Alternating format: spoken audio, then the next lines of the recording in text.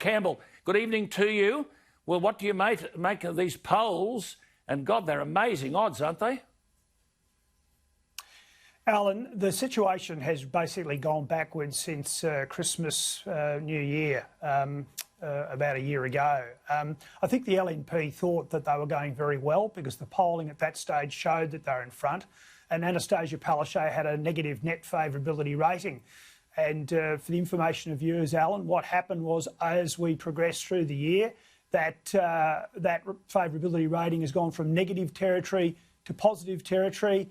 And right now, the Premier has a net favourability of about plus 30 something in the recent polls. So momentum is with the Labor Party, and I'm afraid it's because the LNP, if you want a simple answer, it's because the LNP thought they really had it in the bag, I think many, many months ago, and didn't relentlessly and ruthlessly continue to prosecute the case for a change of government, articulate their policies, excite the voters, and take the fight to Labor, and particularly completely trash the notion that Labor have done a good job of dealing with COVID-19, because, Alan, the people clearly think that, but that ain't the case, and you and I both believe that. Absolutely. But when you've got a state with over $80 billion of debt, the Lady Cilento Hospital name change, which was a result of a rigged vote stemming from the office of the now Deputy Premier Miles, flying Al Gore out for Queensland's inaugural Climate Change Week, failing to stop and punish this Extinction Rebellion mob. I mean, the list is endless. How could you not be in front?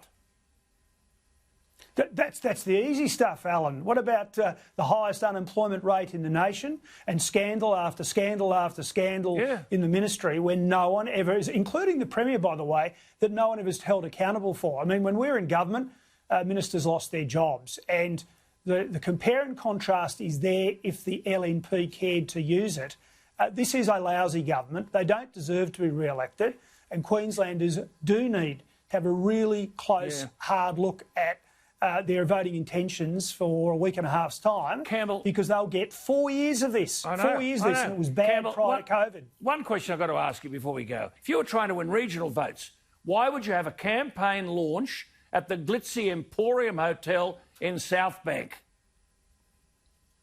Look, I scratched my head when I saw that, Alan. I don't think the optics were where you needed it. It should have been, if you are going hard in the regions, in a regional place, perhaps Townsville, even another community, certainly north of Bundaberg. Bundaberg, the Paradise Dam. I mean, you know, the Labor Party have a launch at a plumbing warehouse in Beenleigh.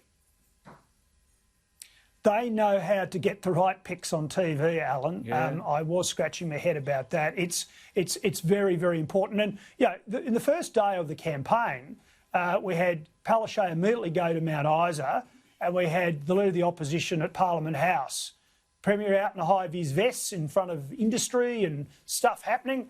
The Leader of the Opposition at Parliament House. I mean, that's the sort of thing that, again, has people who watch these things closely really scratching their heads. OK, well, we'll have our final say next Monday night. Good to talk to you, Campbell, and you always make a lot of sense. There he is, Campbell Newman.